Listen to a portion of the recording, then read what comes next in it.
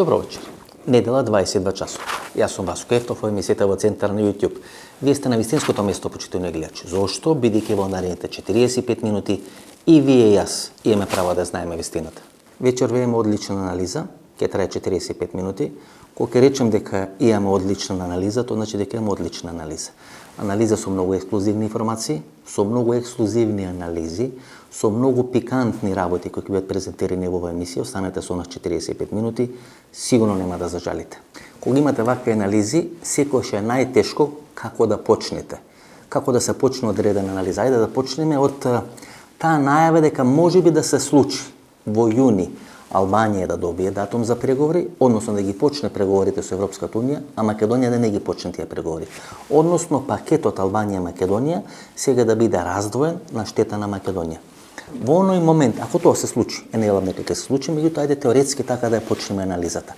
Во оној момент, кога во медиумите ќе прочитате, Албанија ги започна пристапните преговори со Европската унија, а тоа не го прави Македонија, тогаш е крај за владената коалиција и се влегува во една безбедносна криза во Република Македонија. Било која владена коалиција, широка влада, шарена влада, нешарена влада, влада на СДСМ, влада на ВМРО-ДПМН, во оној момент кога Албанија ќе ги почне преговорите, нема да ги почне Македонија, кризата се претвора од политичка во безбедносна криза. Тоа е криза на јужното крило на НАТО. Катемерини тоа го пишува пред 3 или пред 4 месеци. Со Ѓорги Коритаров анализираме таа ситуација. Неколку пати во моја емисија имам анализирано што ќе се случи и кои ќе бидат нус појавите на бугарското вето, а тоа е криза во јужното крило на НАТО. Има две кризи во јужното крило на НАТО. Турција, Грција и Бугарија, Македонија. Значи во оној момент кога Албанија ќе ги почни пристапните преговори, ако тоа се случи, а Македонија не ги почни, тогаш нашата политичка криза во истиот момент, во истата секунда се трансформира во безбедносна криза и ние влагаме во еден сериозен безбедносен ризик. И сега ова што ви го говорам, ова безбедносна криза што ќе се случи ако бидат одвоени Албанија и Македонија и Албанија ги почне преговорите, а Македонија не ги почне преговорите, ставете го во контекст на двата нон-пейпери што се појавија одеднаш на Балканскиот полуостров. Првиот нон-пейпер предложен од Јанес Јанша и вториот нон-пейпер објавен во косовскиот весник Коха. Заре мислите дека Јанша, Коха, Салвини, Виктор Орбан се играчи од таков формат и може да си дозволат да презентират, да пуштат во оптек одредени нон-пейпери кои ќе се бават со промена на границите, со промена на зоните на влијание, зоните на интересирање, ниту Јанша, ниту Салвини, најмалку Коха, па ниту Виктор Орбан нема таков капацитет да може да развијат стратегии преку нон-пейпери, да го испипуваат пулсот на јавноста и да се влезе во процес на менување на границите и на менување на зоните на влијание и зоните на функционирање. Тоа може да го прави само Франција. За сите нон-пейпери, за сите креативни решенија за разврски на Балканскиот полуостров стои Франција и Емануел Макрон. Во оној момент, кога нон-пейперот на Јанша или нон-пейперот на Коха беше пуштен во јавноста, имаше одредена ограда дека администрацијата на Џо Бајден тоа нема да го прифати. Тимоти Лес во интервјуто за Face to Face телевизија тоа го вели. Администрацијата на Џо Бајден тоа нема да го прифати. Разговарано е со администрацијата на Доналд Трамп и таа си има согласуваност за промена на границите. Значи целата оваа ситуација со нон-пейперите кои се пуштени, првиот на Јанес Јанша и вториот објавен во косовскиот весник Коха, за тие два нон-пейпери стои француската администрација на Емануел Макрон. Ние, почитувани гледачи, имаме медиуми такви какви што имаме. Медиумите се такви и тука не можеме ниту нешто да додадеме, ниту нешто да одземеме. Пред 10 дена имаше интервју на шефот на државата или председателот на Републиката Стојан Пендаровски за една национална телевизија. Траеше сати нешто тоа интервју, бе извадени многу поенти од тоа интервју, меѓутоа клучните поенти не беа извадени. Во тоа интервју Стојан Пендаровски вели дека една влијателна западноевропска држава преку нејзината амбасада во Република Македонија врши притисок врз него, односно се обидува преку него да избоксира амнестија на Митко Чавков, поранешниот министар за внатрешни работи, кој се го осуден на повеќе од 15 години за настаните поврзани со 27 април 2017 година.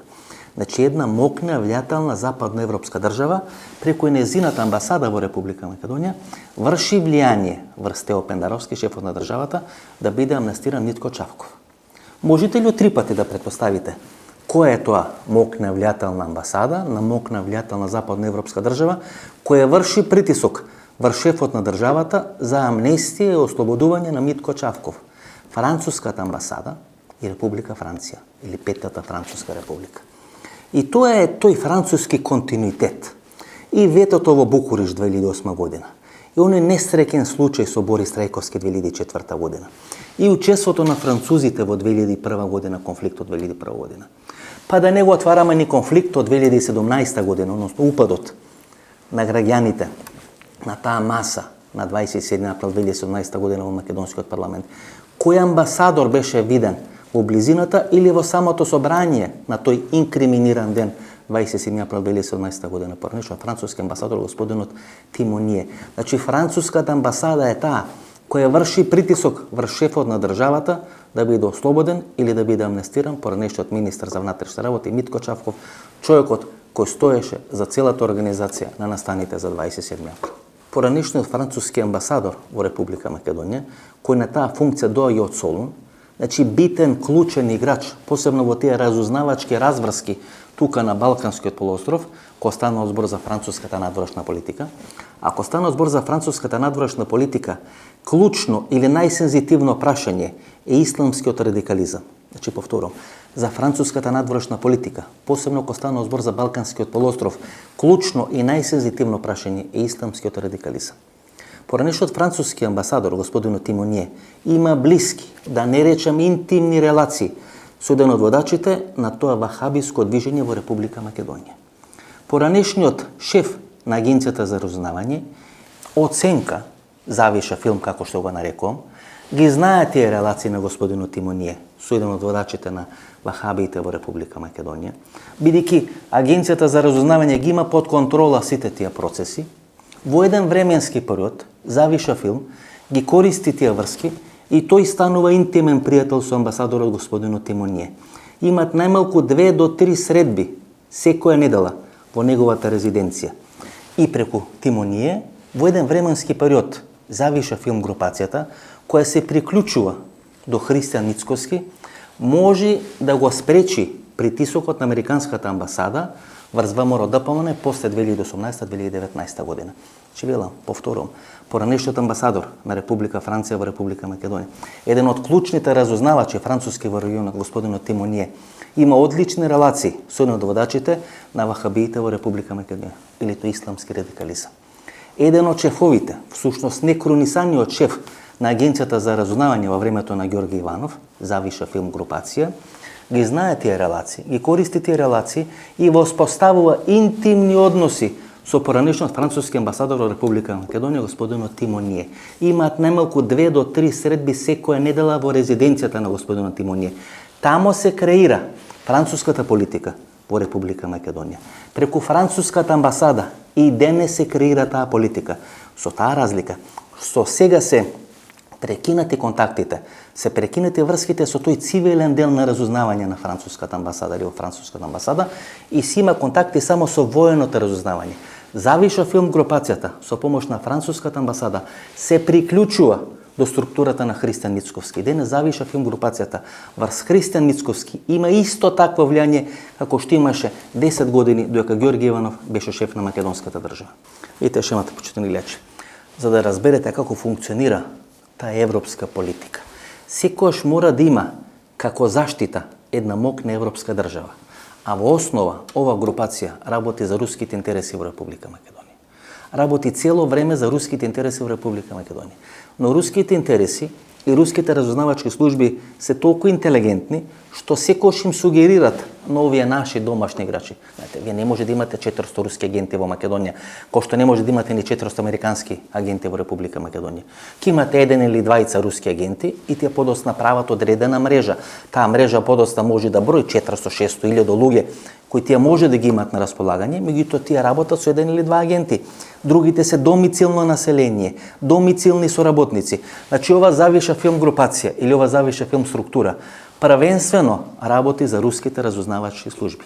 Бидејќи руските разузнавачки служби, внимавајте, тоа е најинтелигентната, тоа е најдобро структурираната структура, агенција, разузнавање на светски рамки, единствено може да им парира МИ-6 или британската разузнавачка структура, тие им сугерират за да ја скријат трагата, да не бидат обвинувани дека работат за руските интереси во Република Македонија, да се врзат со одредена мокна западноевропска структура, разузнавачка структура. Така завиша филм групацијата по инструкции, по препораки, по сугестии на руската разузнавачка служба се врза со француската разузнавачка служба. И затоа за 2 години ви кажувам дека тоа што го говори Макрон и целата политика на Макрон, целата француска политика, всушност е политика на Русија како да биде поделен или да бидат поделени зоните на влијание на Балканскиот полуостров. Планот на Макрон, блокадата на Макрон 2019 година, кој Република Македонија и Република Албанија не добиват отпочнување на преговори со Европската унија, тогаш Макрон не се согласува ни да бидат одвоени Македонија и Албанија, бидејќи Македонија и тогаш ги исполнуваше сите условија за Албанија, имаше одредени резерви. Тогаш господинот Емануел Макрон велеше како тоа ќе се одрази врз регионален контекст на албанското прашање или на решавање на регионалниот контекст на албанското прашање на Балканскиот полуостров. Значи, уште таа 2019 година, кога Емануел Макрон става вето, не Бугарија, не Грција, Емануел Макрон става вето на отпочнување на процесот на преговори на Република Македонија со Европската унија, тоа е реализација на руското сценарио. Треба одреден број на земји да останат надвор од ЕУ и да останат надвор од НАТО. Тоа треба да е Србија, тоа треба да е Босна и Херцеговина, по можност Црна Гора, Република Македонија, и да не биде решено албанското прашање. На тој начин Русија прави клин во структурите не на ЕУ, туку во јужното крило на НАТО, бидејќи уште од пред 10-15 години во време на администрацијата на Барак Обама, Америка го поставува ко клучно прашањето да биде зацврстено јужното крило на НАТО и тоа да биде првата брана на влез на руските интереси на топлите мориња, Егејско море, Јадранско море и тама на Црното море. И всушност таа стратегија првенствено еминирана 2019 година со ветото на Емануел Макрон. Се и беше вето на Република Македонија кога смени своето име. Тоа се појавува Емануел Макрон и после 2018 година референдумот на 30 септември и се оно што случуваше Крсто Муковски, купување на пратеници, оној процес, оној Валкан процес на менување на името на македонскиот парламент, сето тоа беше направено и на крај доаѓа ветото на Емануел Макрон. Не бугарското вето, туку ветото на Макрон и ја свртува траекторијата на историјата во еден друг правец. И сега тешко може таа траекторија да се врати во вистинската насока. Затоа американците сега настојуваат тој проблем помеѓу Македонија и Бугарија да биде третиран и да биде сведен на билатерален проблем, а не да биде прашање кое ќе условува, да не речем ќе уценува Република Македонија, ќе сака да ја понижи Република Македонија, да смени идентитет, да смени своја историја, да прифати заедничка историја, ако сака да ги отпочне преговорите со Европската унија. Евината грешка е направена 2019 година, не 2020 година. 2019 година е ветото на Емануел Макрон. И гледате, ова завиша филм групација и целата таа е на разузнавачка групација. Тоа е еден олош на социјалните мрежи, на Facebook, на Twitter, разузнавачко подземје, кој јас го нарекувам во Република Македонија, првенствено работи за руските интереси на Балканскиот полуостров. За да бидат скриени нивните траги, мора да бидат врзани со одредена западноевропска разузнавачка структура. Таа разузнавачка структура е француската разузнавачка структура. Со помош на таа разузнавачка структура сега се врши влијание да биде ослободен Митко Чавков. Што толку знае Митко Чавков? Дали Митко Чавков се заканува дека ако не биде пуштен на слобода, може многу работи да каже. И зошто одедна сега почнува да се грижа за Митко Чавков и завиша филм групацијата. Наке Кјулев преку Христијан Мицкоски вршат влијание да биде ослободен Митко Чавков. Но на средба, тет-а-тет помеѓу Стево Пендаровски и Христијан Мицкоски, 4 минути било разговарано за браќата за 27 април, односно тие кои лежат осудени за 27 април. Воопшто не е отворено прашањето за Јордан Орце Камчев и најголем дел од времето е посветен на ослободување на Митко Чавков. Што тоа знае Митко Чавков и кој се плаши ако пропе Митко Чавков, па сега врши таков силен притишок Митко Чавков да биде ослободен од затвор. Кога се оние превирање во ВМРО ДПМН, кога пропаѓа мери од иницијативата, кога пропаѓа мери од Конгресот и се појава Никола Тодоров на сцената, тоа на средба на Никола Тодоров со Никола Груевски во Будимпешта, има работна средба, да не речам работен ручек, помеѓу францускиот амбасадор и Никола Тодоров. И поминува многу лошо таа средба. Тоа беше прва средба кај што француската амбасада сака да се информира дали се можни промени во првата во МРДПМН и закажува турчак со Митко Јанчев, градоначалникот на Кавадарци, и со Никола Тодоров. На таа средба присуствува само Никола Тодоров, од некои оправдани или неоправдани причини се појавува Митко Јанчев и таа средба поминува многу лошо. Тоа е прв сигнал дека француската амбасада сака да има секогаш контрола врз процесите во МРДПМН.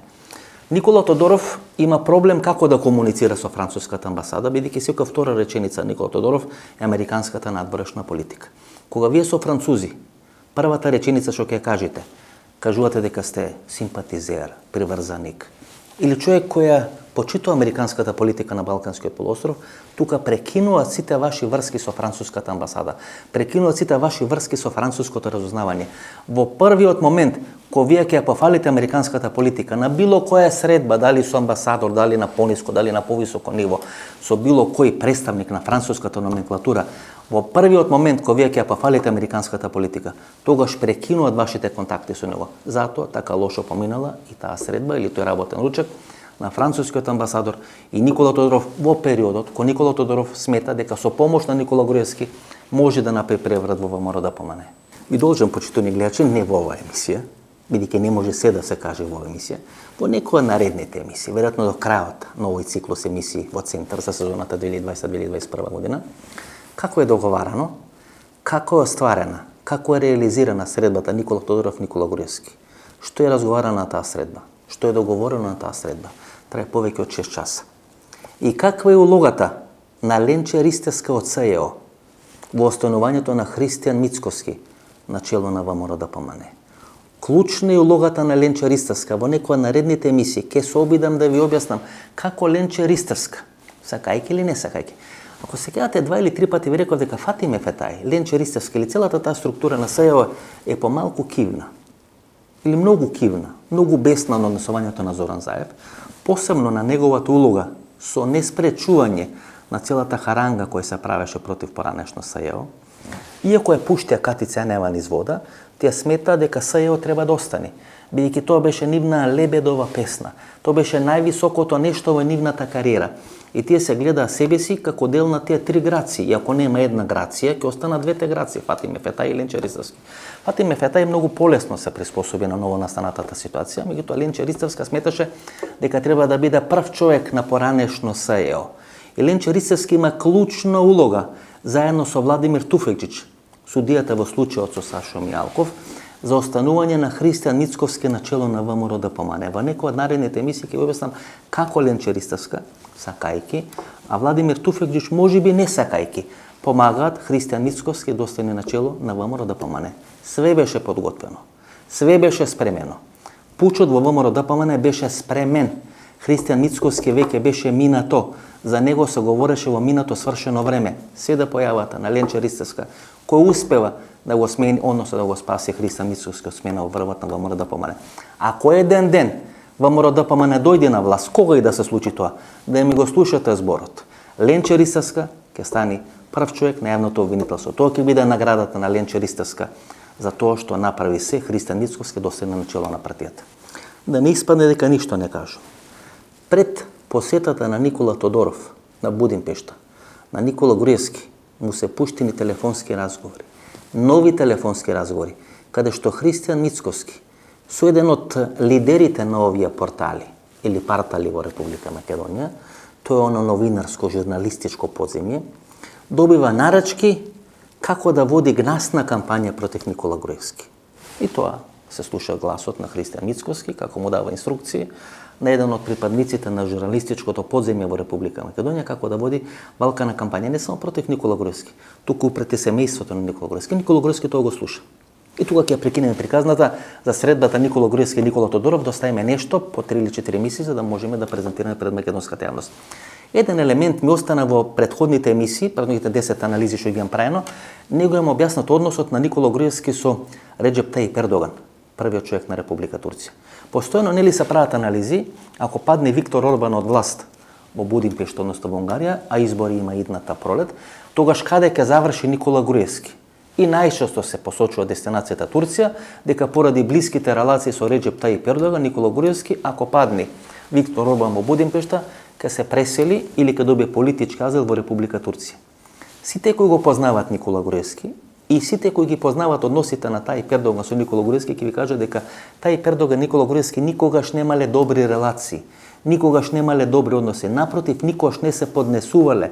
Така што приказните, ако падне Виктор Орбан, лесно му на Никола Груевски, тој ќе може да се префрли во Република Турција, не држат вода, не пијат вода. Никола Груевски никогаш немал добри релации. Георги Иванов имал добри релации со Реджеп Тајип Ердоган. Затоа и првиот човек на Агенцијата за разузнавање Зоран Иванов заврши во Република Турција. Никола Груевски, ако падне Виктор Орбан, нема каде да оди. Да, денес Никола Груевски можете да го видите во Словачка, можете да го видите во Хрватска. Има одредени информации дека се движи низ регионот, меѓутоа никогаш Никола Груевски немал добри релации со Реджеп Тајип Ердоган, така што во случај да падне Орбан од власт, Никола Груевски ќе мора да се врати во Република Македонија, каде нема каде да оди. Тука е квадратурата на кругот на Никола Груевски. Што ќе прави? Ќе инвестира во Христијан Мицкоски, ќе го менува Христијан Мицкоски, каде ќе се врати во Република Македонија? Кој ќе биде власт во Република Македонија? Ќе го пречекат како Љубе Бошковски па ќе го апсат или апсен ќе го носат во Република Македонија? Тоа е дилемата на Никола Груевски. Тука е ранлив Никола Груевски. Има 12 месеци. И ако има неповолна разврска во Будимпешта и во Унгарија, тоа ќе биде многу неизвестна. Не само неговата политичка, туку секаква друга иднина. Кога сме на тема Турција. Турција и понуди униформи на македонската армија. И Радмила Шекеринска не го прифаќа тоа. Распишува тендер. На тендерот победува една македонска фирма. И тој тендер го дава да биде реализиран Јумко од Врање, односно да го реализира Јумко од Врање. Видите, само човек кој не се разбира од политика, кој не ги знае регионалните работи, кој не го знае регионалниот контекст, не ја има информацијата или не ја знае информацијата дека фирмата Јумко од Врање е фирма на БИА од Белград. Тоа е замерката на Радмила Шекеринска. 100.000 вакцини кои ги добива гратис со помош на кинеското министерство за одбрана, односно кинеската армија. Ние сме земја членка на НАТО и не добиваме 100.000 вакцини гратис од кинеската армија, од кинескиот министер за одбрана. Па која земја, освен Русија, е дефектирана, односно детектирана, која земја е означена како главен непријател на НАТО структурата и на американската политика во светски рамки? Тоа е кинеската армија.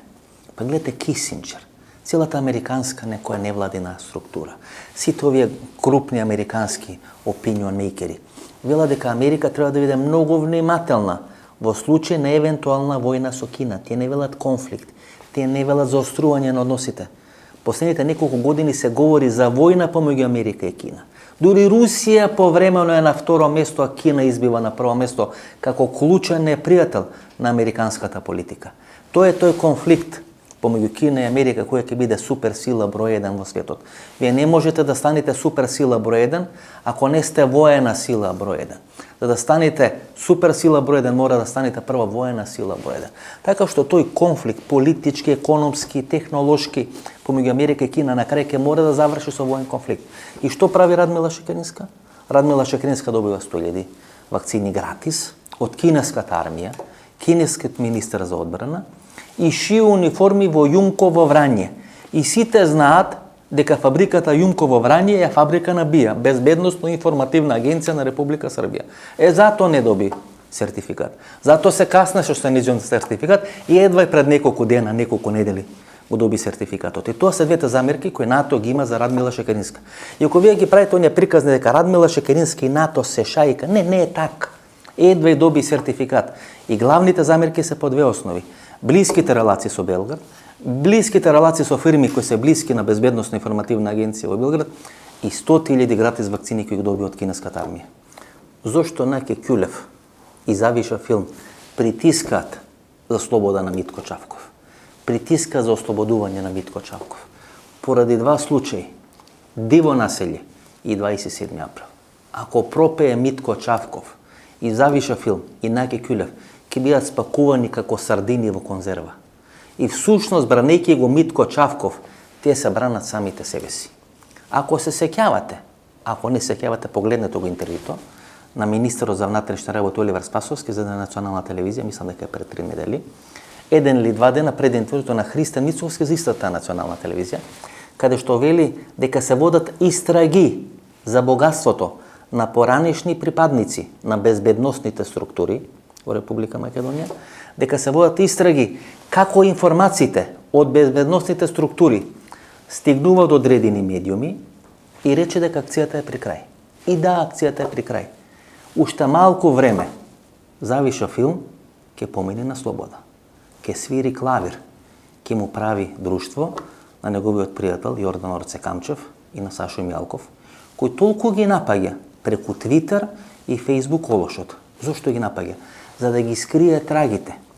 Пред 3 недели министерот за внатрешни работи рече дека при крај се истрагите против поранешни припадници на безбедносните структури, да се види како направиле капитал, како купиле станови на водно, како можеле тамо од Сингелич, Арачиново, голи и боси да направат капитал и да може да купат станови кои вредат 300-400 илјади евра на водно.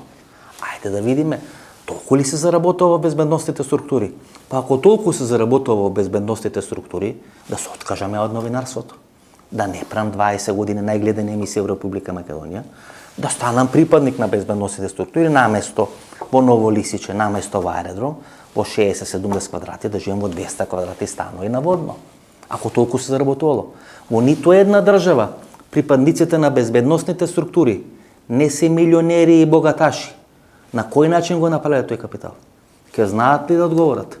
Јас мислам дека министерот за внатрешни работи не само што ни должи информации како го направиле капиталот, како стига тие класифицирани разузнавачки информации до медиумите во Република Македонија, тука ја ви гарантирам дека ако министерот за внатрешни работи тоа не го направи во наредните неколку недели, во секоја емисија има да го газам по 5 минути министерот за внатрешни работи, бидејќи тоа обврска на Министерството за внатрешни работи, тоа обврска на министерот за внатрешни работи, да не заштитат од овој олош кој прави социјална и секаква друга хистерија на социјалните мрежи, да не заштити од овој олош кој се обидува да се поигрува со нашите животи, ни прави афери, не денунцира, ни пушта спинови. Доста е. Треба да се стави точка. Ако Оливер Спасовски не е способен да стави точка на тоа, ако не е способен да не заштити како поединци кои сме жртви на ова денунцирање, на ова завиша филм групација, тогаш Оливер Спасовски ви гарантирам дека 5 емисија во секоја емисија ќе биде газен како неспособен министер за внатрешни работи, кој не успел да воспостави ред во Република Македонија. Во петокот беше средбата помеѓу лидерот на опозицијата Христијан Мицкоски и шефот на државата Стево Пендаровски. И љубовта траеше само 16 часа. Траеше 16 часа, бидејќи излезе Стево Пендаровски и рече дека само 4 минути од разговорот бил посветен на настаните или случувањата од 27 април 2017 година. И тоа не одговара на наративот кој му се прави на Христијан Мицкоски, дека тој е суперменот од ВМРО ДПМН, дека го растурил пописот. Како го растури пописот? Па пописот се спроведува и во моментот, се спроведува во Америка, се спроведува во Европа, се спроведува во Австралија, се спроведува секаде во диаспората. И денес вие можете да се попишувате, ако сте македонски државјани кои живеете во диаспората. Не е прекинат пописот. И како второ, дека ќе ги ослободи браќата за 27 април да излезат на слобода. И тоа не се случува. Излага Стево Пендаровски, вели само 4 минути од целата средба била посветена на настаните поврзани со 27 април. И сега се менува наративот на Христијан Мицкоски. Како тоа суперменот од ВМРО ДПМН не преговарал да ги извади браќата од затвор. Преговарал само за Митко Чавков, но внимавајте, не преговарал ниту за Јордан Орце Камчев. Главниот финансиер на целата оваа структура, како што се вели, како што се шпекулира, главниот финансиер на тој олош на социјалните мрежи, на Фејсбук и на Твитер. И ако тие гладни усти, кои се хранети од парите на овој македонски олигарх, сега полека сваќаат дека тој македонски олигарх можеби ќе биде пуштен низ вода, тие се го постават прашањето што ќе биде со нив, кој ќе ги храни тие гладни усти, кои се зинати за пари. И ако нивниот супермен од ВМРО ДПМН на преговорите со Стево Пендаровски не го отвара прашањето за олигархот кој ги храни, пои и ги негува, тогаш тие целиот гнев и целата енергија ќе ги свртат кон ВМРО ДПМН, кон Христијан Мицкоски. Тие немат голем маневарски простор. Или ќе клекнат и ќе од ке се пазар со Христијан Мицкоски, или ќе му останат лојални на Јордан Орце Камчев, или ќе влезат во процес тие да бидат пуштени низ вода, бидејќи за да може да се спаси Јордан Орце Камчев, Мелани Трамп ќе мора да бара врски да воспостави комуникација со Зоран Заев, за да може Јордан Орце Камчев да биде ослободен од притвор. 60 дена истекува за некој ден. Знаете кој е проблем на целата конструкција? Бидејќи Зоран Верушевски, господин Мелани Трамп, не може да ја заврши таа работа. На погрешна врата тропате. Вратата на која тропате? Агентот Силвер или Зоран Верушевски. Самиот се бори да остане во Република Македонија. Самиот се бори да остане влијателен на македонската политичка сцена. Не може да ви ја заврши работата. Не може да ви помогне Јордан Орце Камчев преку таа линија да биде ослободен од притвор. Не успеа бугарската линија, не ви успева линијата преку Зоран Верушевски, ќе мора да барате трета линија, трета среќа. Овие две карти на кои играте ви се покажува како неуспешни. Картата Христијан Мицкоски ви се покажува како неуспешна. Пред еден месец ви реков дека стратегијата на Христијан Мицкоски е сите кои му помогнале да бидат уапсени. Дали е тоа Сашо Мјалков, дали е тоа Јордан Камчев, дали е тоа Никола Груевски. Картата на која играте е неуспешна, мора да ја смените стратегијата за да биде ослободен Орце Камчев, за да може да биде хранет, поен и финансиран овој олош на социјалните мрежи, мора да ја смените стратегијата. Стратегијата со Зоран Верушевски нема да ви даде резултати. На почетокот на оваа недела отпочна оркестрирана акција. Едно оркестрирано, добро испланирано и требаше да биде добро реализирано сценарио. Тоа почнува со објавување на извештајот на АНБ, Агенцијата за национална безбедност, во врска со притварањето на Јордан Орце Камчев. Тоа беше објавено, па се направи одредени спинови, па го презимаа медиуми под контрола на Јордан Орце Камчев и беше направена на цела хистерија. Дека во тоа соопштење или во таа информација, non-paper информација или класифицирана информација на Агенцијата за национална безбедност врз база на која е притворен Јордан Орце Камчев, дека тамо не содржи доволно аргументи кои потврдуваат вина на Јордан Орце Камчев. И можете да читате под порталите кои се финансирани од Јордан Орце Камчев, како се плачи, како се ронат крокодилски солзи, дека еве невиниот Орце Камчев, бизнисменот Орце Камчев, хуманистот Орце Камчев, мајка Тереза во ликот на Јордан Орце Камчев е неправедно ставен 60 дена во притвор. Дури јас мислев, почитувани гледачи, дека еден од нив ќе излезе и ќе рече дека на Јордан Орце Камчев треба да му дадеме штафета на младост. Така не бил фален на Јосип Броз Тито. Ако е толку фален, ако толку хуманист, ако толку помага на Република Македонија, па тој човек навистина треба на 25 мај, сега е месецот на младоста, да му дадеме штафета на младоста како на Јосип Броз Тито. И што се случи? Финалето крахираше. Инвестицијата Христијан Мицкоски не го отвара прашањето за Јордан Орце Камчев на средбата со Стево Пенаровски. Фалименто доживува целата операција. Финалето требаше да биде во петокот на средбата помеѓу Христијан Мицкоски и Стево Пенаровски, тоа не се случува. Крахира целата информација. Не АНБ, свети АНБ сега веќе не вреди, бидејќи тоа прашање не е отворено. И сега зависите само од волјата на некој што ќе треба да одлучи дали ќе биде ослободен, нема да биде ослободен. Затворени се сите врати. Знаете што е проблемот? Проблемот е кога вие ќе влезете во еден процес на снимање на сите разговори. Тогаш ниту еден релевантен играч нема да сака да разговара со вас, бидејќи ќе се плаши дека може да биде снимен. И да побара кафе во кафана, ќе се плаши дека тоа може да биде спинувано на еден погрешен начин. Кога вие ќе влезете во филм да ги снимате сите разговори, да ги документирате сите разговори и подоцна селективно да одлучувате кои разговори да ги пуштите, а кои разговори да не ги пуштите преку тие Никола Тесла барави на социјалните мрежи, тогаш вие рискирате дека ниту еден релевантен играч нема да сака да пие кафе со вас. Не да се договара, нема да сака да пие кафе со вас, бидејќи вие всушност станувате дете од катран. Никој не сака да допри дете од катран. Во оној момент кој Јордан Орце Камчев почна да си игра Милтон Манаки, да снима средби и да пушта средби во јавноста, заврши неговата кариера. Не снимки од Белград, не снимки од Софија, не снимки од Христо Татарчев. Ништо не ви помага. Не снимки од Струмица. Треба да се вратите назад, да видите кај сте сгрешили работата. Каде сте се преиграле? Во кој филмој сте влегле? Кого све сте финансирале? Кој све бил на вашиот платен список? Да се ослободите од целиот тој олош и да почнат по некој месец, да не речам по некоја година, да ве третират на нормален начин, нормално да комуницират со вас. Во овој момент, со целиот тој багаж на вашата палуба и на вашиот брод, вие сте брод кој оди во непознат правец. Сега доаѓа делот на емисијата, кој ќе биде посветен на анализа на случувањата во СДСМ. Зоран Заев останува без игра, посебно останува без игра кај албанското гласачко тело. И тоа треба да биде загрижувачки за Зоран Заев. Бидејќи на конгресот на 16 мај, најверојатно Мухамед Зекири нема повеќе да биде подпредседател на СДСМ. Тоа место е понудено на две дами кои се познати во македонската политика. Едната е Беса Арифи, втората е Ермира Мехмети. И според информациите со кои јас располагам, и двете го имат одбиено Зоран Заев да бидат нови подпредседатели на СДСМ.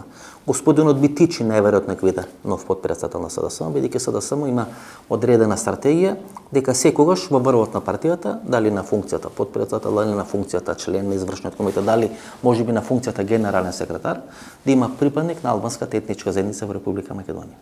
Велам, најверојатно Мухамед Зекири нема да биде подпредседател, иако е во кумовски релации со господинот Зоран Заев. Ермира Мехмети и господјата Беса Арифи имаат одбиено поканата или понудата на Зоран Заев, и Зоран Заев на крај ќе мора да се задоволи со вице-премиерот господин Бетичи да биде подпредседател на СДСМ на конгресот кој треба да се случи на 16 мај оваа година. Може Оливер Спасовски да остане подпредседател, не е сигурно, но може да остане подпредседател. Како што имам информации, конечно го добил сертификатот од НАТО структурите, меѓутоа за да остане на таа функција ќе треба да реши две клучни безбедносни, односно кадровски прашања во сферата на безбедноста во Република Македонија. Значи Оливер Спасовски може да остане подпредседател на СДСМ. Не е исклучено да биде сменет, но како што сега стојат работите, најверојатно Оливер Спасовски ќе остане и министер за внатрешни работи и подпредседател на СДСМ.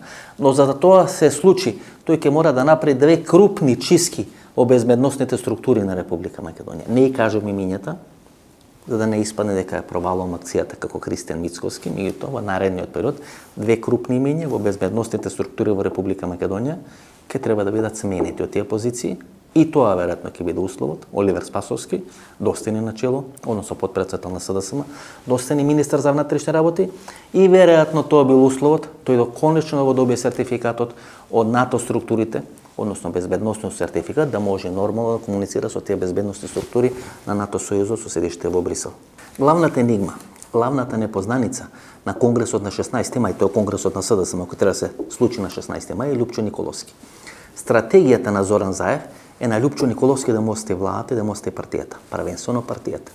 Лјупчо Николовски после 16 мај полека да почне да ги презема ингеренциите во СДСМ, а 2024 година, кога Зоран Заев планира, како што тој вели, да се повлечи и од премиерската функција, ако остане до тогаш премиер, и од лидерската функција во СДСМ, и партијата да му остави на Лјупчо Николовски. Не само да му остави, туку на изборите 2024 година Зоран Заев да му помогне на Лјупчо Николовски да ги добие тие избори и да биде и лидер на СДСМ и премиер на македонската влада. Тоа се сметките, меѓутоа не секога сметките, или најчесто сметките не се остваруваат или не се реализираат на пазарот.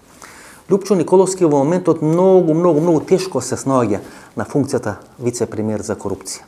Тешко може да најде форма, тешко може да најде модел како да комуницира со јавноста, како да ги презентира информациите во јавноста, како своето работење да го презентира во јавноста. Отиде во Абу Даби и го фатија жив дека е во Абу Даби.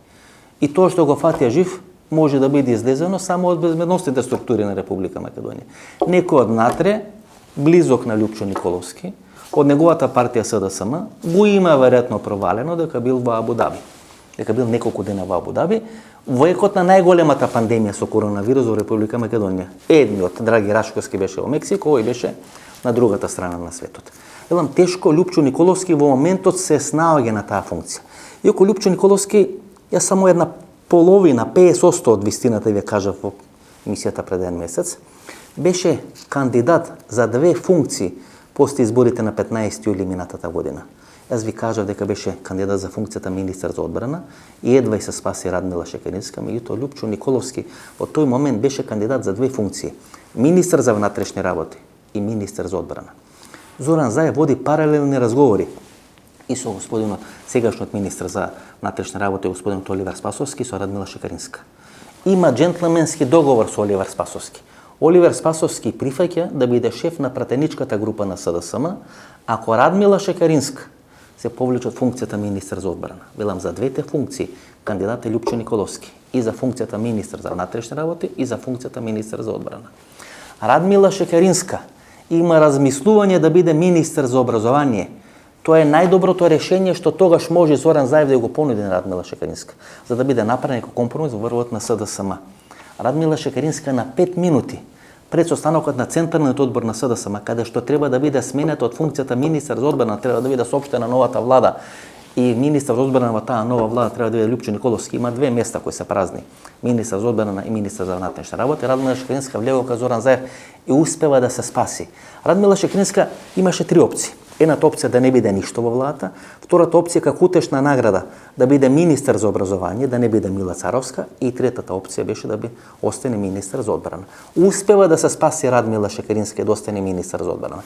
Меѓутоа Љупчо Николовски, човекот на кој треба да му биде оставена партијата СДСМ после 2024 година, после изборите на 15 јули 2020 година беше кандидат за две функции: министар за внатрешни работи и министар за одбрана. Велам, Оливер Спасовски има направено джентлменски договор.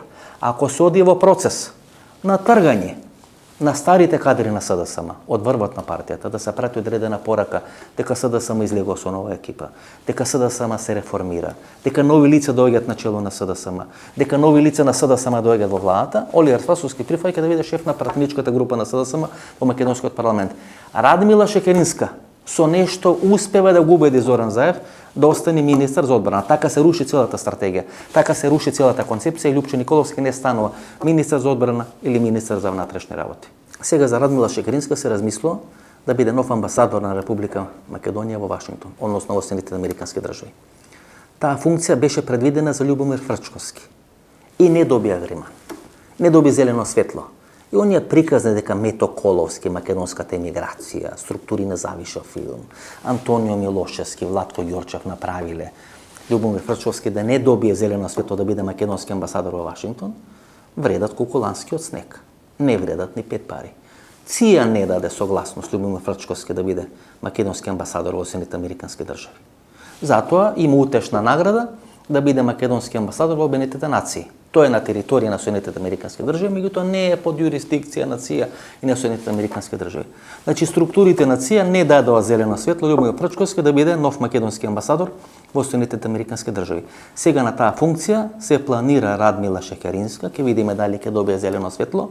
Како резервна опција е функцијата на Колибар Градар Китаровиќ, кој имаше во НАТО структурите во Брисел, меѓутоа таа не е соименување, туку е на конкурс, плата 11.000 евра или 11.000 долари, добра плата, веројатно ќе задоволи афинитетите и потребите на Радмила Шекеринска. Велам, тоа може да биде утешната награда, меѓутоа главната игра и главната карта на која сега се игра, Радмила Шекеринска да биде нов македонски амбасадор во Соединетите американски држави. Дилемата која тука се поставува, дали Виктор Димовски, првиот човек на АНБ, кој е човек на Радмила Шекеринска, кој е човек на Бранко Царенковски, ќе се замени од функцијата заедно со Радмила Шекеринска. Во наредниот период, почитувани гледачи, ќе биде многу интересно. Македонската јавност ќе добија многу интересни информации, не велам од мене, меѓутоа мислам дека тоа ќе биде топ тема во наредниот период. Дали унгарски пари има завршено во албанскиот политички кампус? Албанскиот политички кампус во Македонија и албанскиот политички кампус во Албанија. Или Ирмета, структури ни или Ирмета. Еден градоначалник на албанските опозицијски партии во Западна Македонија. Еден газда на моќен, да не речам најмоќен медиум албански во Република Македонија. Камено доаѓа од блиску, еден од најблиските соработници на Али Ахмети, камено доаѓа од блиску, и поранешниот портпарол на владата на Република Македонија, кој не е од ДУИ, туку од албански политички партии кои се сега во опозиција, се дел на таа екипа која одработува за унгарски пари, која е влезена во таа траекторија на движење на унгарските пари, кои работат и имаат блиски релации не со Христијан Мицковски со ВМРО ДПМН, туку со таа групација која со помош на парите на Виктор Орбан, со одредено руско влијание, со одредено француско влијание, сака да направат промени на политичката сцена во Република Македонија. Унгарски пари се влезени во албанскиот политички кампус и во Македонија и во Република Албанија. Со помош на Скендер Кули или Ирмета, уште 2017 година има воспоставено исклучително блиски релации не само со Никола Груевски, туку со Александар Николовски. Ова групација или ова агенција за истражување на јавното мислење, која предводи Марко Улјаревиќ, човекот за анкети, човекот од најголема доверба на ПИНК групацијата во соседна Србија, на Александар Вучич во соседна Србија, на Милорад Додик, ги правеше анкетите за ВМРО да помени за Христијан Мицкоски. Него го препорачува Илир Мета со помош на скенер Кули. Линкот и врската во Република Македонија е Александар Николовски.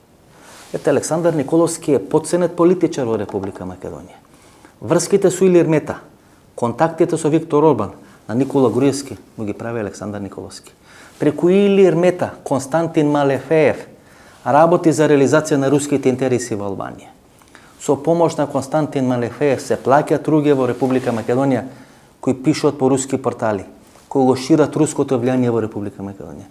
Со парите на Малефеев делуват одредени бугарски структури во Република Албанија и ги бугаризират македонското малцинство и македонското население во пустеци, во останатите места во Албанија кај што живеат македонци. Господинот Милан Врабевски, човекот најголема доверба или дел на екипата на Бојко Борисов, со помош на Малефеев работи во Албанија и се влага во процес на бугаризација на македонското малцинство.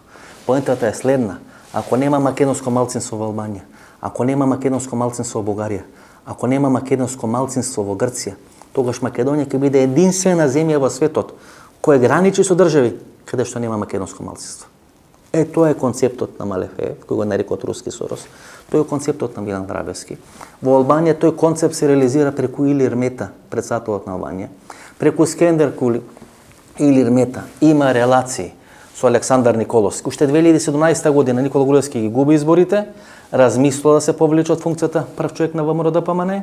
Александар Николовски преку Илир Мета врши притисок Никола Груевски да не се повлече од таа функција. Клучен играч, веламе Александар Николовски.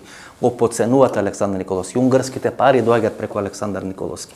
Александар Николовски ги прави првите релации со шефот на кабинет на Виктор Орбан, помеѓу Виктор Орбан и Никола Груевски. Клучен играч и тој го носи Марко Улјаревиќ да ги прави анкетите на ВМРО ДПМН и да работи за ВМРО ДПМН. По проценката на Марко Улјаревиќ, дека ништо не бива од Христијан Мицкоски, Александар Вучич и српската политика, тоа е крајот на минатата година, се дистанцираат од господинот Христијан Мицкоски и ги затоплаат односите со Зоран Заев. Тоа се проценките кои ги прави белградската официјална политика. Ви гледате како со нож да е пресечено некаде крајот на минатата година. Одеднаш Белград се дистанцира од Христијан Мицкоски, иако го помагаше на изборите на 15 или како што го помагаше и Реджеп Тајип Ердоган, и почна да ги затоплува своите односи со Зоран Заев. И тоа кулминира со вакцините кои Александар Вучич му ги дава на Зоран Заев, за да може да отпочне процесот на вакцинација во Република Македонија. Марко Улјаревиќ е клучниот човек. Тој ги прави анализите на јавното мислење во Босна и Херцеговина, во Србија, во Република Македонија, во Албанија. Илир Мета е врската како Марко Улјаревиќ се врзува за ВМРО ДПМН. Крајот Марко Улјаревиќ му испраќа анализа на Александар Вучич, кој вели дека ништо не може да биде со Христијан Мицкоски. Така прекинува поддршката на Александар Вучич за ВМРО ДПМН и за Христијан Мицкоски. Ајде да се подсетиме како ВМРО ДПМН паѓа од власт во Република Македонија. Две клучни години се 2010-2011 година. До 2011 година никој на Запад не размислува за смена на Никола Груевски. Затоа Бранко Царенковски ги прифаќа резултатите на изборите 2011 година. Оди на локални избори кај што го прават касапана 2013 година, бидејќи никој не размислува за смена на Никола Груевски. Меѓутоа има две клучни средби. Едната средба е 2010 година, која се случува во Швајцарија, каде што на средба со руски разузнавачи Ција го снима припадник на македонското разузнавање, кој сега е во притвор или во затвор, го снима како добива 10 милиони долари пари, кај што добива инструкции. Не мора да говорите против ЕУ и НАТО. Доволно е само да не влезете во ЕУ и НАТО. Тоа се руските инструкции. 10 милиони долари. Не мора да зборите против ЕУ, не мора да зборите против НАТО, но немојте ништо да правите да станете членка на ЕУ и на НАТО. И тоа го прави владата на Никола Груевски. Втората средба е февруари 2011 година. Средбата на Никола Груевски во Белата куќа со Џо Бајден и со Хилари Клинтон.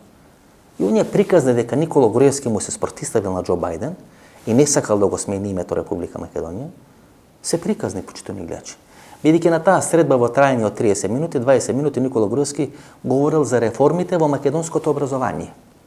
И на прашањето на Џо Бајден, Господине премиер, сите ние правиме реформи, но овде сме како да го решиме спорот со Грција, бидејќи ние имаме сериозен проблем со јужното крило. Внимавајте, тоа е 2011 година.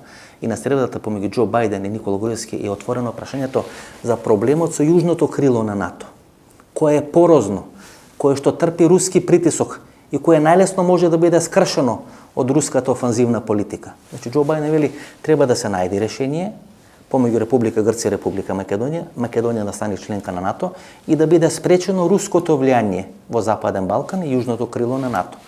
И Никола Груевски зборува за реформите во образованието, го убедува Бајден дека тој прави се да биде решено прашањето со името, дека проблемот е во Грција, дека грците не се согласуваат на компромис, дека грците не прифаќаат компромисно решение и завршува средбата после 30 минути.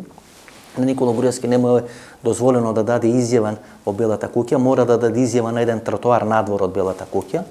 И тогаш Џо Бајден е каже она клучна реченица, таму е американскиот амбасадор во Република Македонија Филип Рикер во тоа време, ова е последна средба со овој човек. Тоа се двете клучни средби. После тие две клучни средби 2010-2011 година е запечатена судбината на Никола Груевски. Запечатена е судбината на ВМРО-ДПМН. Успева Груевски уште 5 или 6 години да остане на власт во Република Македонија. Со помош на македонската олигархија, со помош на македонските служби и со помош на пријателските служби кои му дават поддршка да остане на власт. Го носат господинот Бејли од Турција, од Истанбул, и тој ја прави шарената револуција во Република Македонија. Така завршува власта на ВМРО-ДПМН Никола Груевски. Но причините зашто тоа се случува се 2010 и 2011 година. За Емануел Макрон, за француската политика, за Захариева, за Верхај, комесарот за европроширување и неговата стратегија во однос на Република Македонија, за Каракачанов, за Ради Точев, во следната емисија. Ке има одличен соговорник, ке има одличен гостин и ке можеме да направиме одредена анализа. Ке можеме да анализираме која е француската стратегија и како бугарите ја реализираат француската стратегија за разнебитување на Република Македонија. Би како велам, во оној момент кога ќе отпочнат преговорите со Албанија, а нема да отпочнат преговорите со Македонија, политичката криза во Република Македонија се трансформира во безбедносна криза. Тоа е тоа што го сакаат бугарите. Не го сакаат од денес, го сакаат од времето на Хасан Приштина и Тодор Александров договорот. Поделба на Македонија на две зони на влијание. Тоа што Лавров го кажува во рускиот парламент, во руското собрание, Македонија да биде поделена на бугарски, на албански дел, Групчин, Подмолје, тоа е линијата на разграничување од текот на Втората светска војна. Тоа е бугарската стратегија. И кога тоа ќе го ставите во еден контекст на регионално решавање на српското и на албанското прашање, на нон-пейпери на Балканскиот полуостров, се јават сериозни проблеми за еднината на Република Македонија. Внимавајте што кажува Вучич. Кажува две работи. После средбата со Емануел Макрон, тој вели дека Емануел Макрон е единствен државник во светот кој се согласува со одредени креативни решенија за решавање на косовското прашање. Што може да биде креативно решение? Менување на граници? Па ние сите знаеме дека Александар Вучич со Еди Рама и со Хашим Тачи разговарале за промена на границите. Дека само Ангела Меркел и ветото на Ангела Меркел ја спречи таа нова карта, тие нови карти кои треба да бидат исцртани на Балканскиот полуостров. Ова што сега го прави Јанес Јанша и нон-пейперот во Коха е продолжување на тој процес. Само Ангела Меркел не дава зелено светло да бидат исцртани нови граници на Балканскиот полуостров. И втората работа која кажува Александар Вучич, тој не вели ке преговараме со Косово, тој вели ке преговараме со албанците на Балканот. Значи се менува вокабуларот, се менува контекстот. Србите не преговарат за Косово и не преговарат со косоварите, преговарат со албанците на Балканот. Србите на Балканот и албанците на Балканот преговарат за финално решавање на албанското и на српското прашање на Балканскиот полуостров.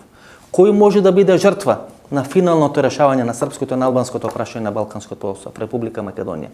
И затоа е безбедносен ризик, влегување во сериозна безбедносна криза во Република Македонија.